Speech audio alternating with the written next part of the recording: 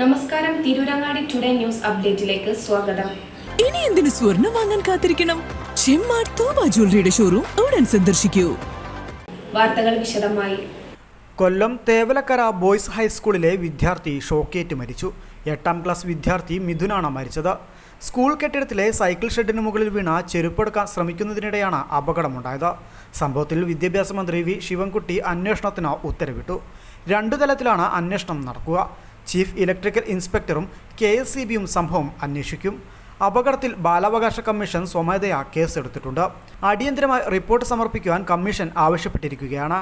വിദ്യാർത്ഥി ഷോക്കേറ്റ് മരിച്ച സംഭവം അതീവ ദുഃഖകരമാണെന്ന് വിദ്യാഭ്യാസ മന്ത്രി വി ശിവൻകുട്ടി പറഞ്ഞു. കൊല്ലം ജില്ലയിലെ ഉന്നത വിദ്യാഭ്യാസ ഓഫീസർമാരോട് ആവശ്യമായ ക്രമീകരണങ്ങൾ ഏർപ്പെടുത്തുവാനും നിർദ്ദേശം നൽകിയിട്ടുണ്ടെന്ന് മന്ത്രി അറിയിച്ചു. ഇന്ന് രാവിലെയാണ് നാടിനെ നടുക്കിയ സംഭവമുണ്ടായത്. സ്കൂൾ കെട്ടിടത്തിനോട് ചേർന്ന് സൈക്കിൾ വയ്ക്കാനായി ഇരുമ്പ് ഷീറ്റ് പാകിയ ഷെഡ് നിർമ്മിച്ചിരുന്നു. ഈ ഷെഡിൻ്റെ മുകളിലേക്ക് മിഥുൻ്റെ ചെരുപ്പ് വീണു. ഇതെടുക്കാനായി കയറിയതായിരുന്നു 13കാരനായ മിഥുൻ. ഇതിനിടെ മുകളിലൂടെ പോകുന്ന 3 ഫേസ് വൈദ്യുതി കമ്പിയിൽ സ്പർശിക്കുകയും ഷോക്കേൽക്കുകയുമായിരുന്നു. ഇലക്ട്രിക് ലൈന് താഴ്ന്നു കിടക്കുകയായിരുന്നു. ഉടൻ തന്നെ സ്കൂൾ അധികൃതരും സഹപാഠികളും ചേർന്ന് മിഥുനെ സമീപത്തെ ആശുപത്രിയിൽ എത്തിച്ചെങ്കിലും ജീവൻ രക്ഷിക്കാനായില്ല. സംഭവം അതീവ ദുഃഖകരമാണെന്നും വീട്ടിലെ മകൻ നഷ്ടമായ പോലെയാണെന്നും മന്ത്രി വി ശിവൻകുട്ടി പറഞ്ഞു. അടിയന്തരമായി സ്ഥലത്തെത്താൻ വിദ്യാഭ്യാസ ഡയറക്ടറോട് ആവശ്യപ്പെട്ടിട്ടുണ്ടെന്നും മന്ത്രി പറഞ്ഞു. താനും കൊല്ലത്തേക്ക് പുറപ്പെടുമെന്നും അദ്ദേഹം വ്യക്തമാക്കി. സുരക്ഷാ ഓഡിറ്റിങ്ങും ഫിറ്റ്നസും അടക്കം കർശന നിബന്ധനകൾ ഉള്ളതാണ്. സ്കൂൾ തുറക്കും മുമ്പ് കർശന നിർദ്ദേശം നൽകിയിരുന്നു. സ്കൂൾ പരിസരത്തുകൂടെ വൈദ്യുതി ലൈൻ പോകുന്നില്ലെന്ന് ഉറപ്പുവരുത്തണമെന്ന് നിർദ്ദേശിച്ചിരുന്നു.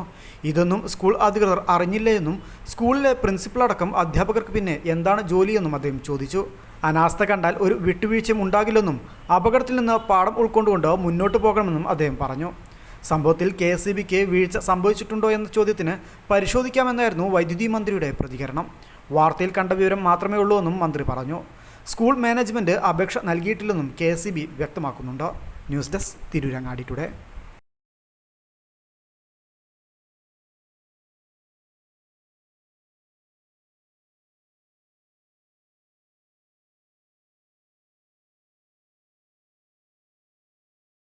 സ്വർണ്ണവില കേട്ട് ഞെട്ടിയോ?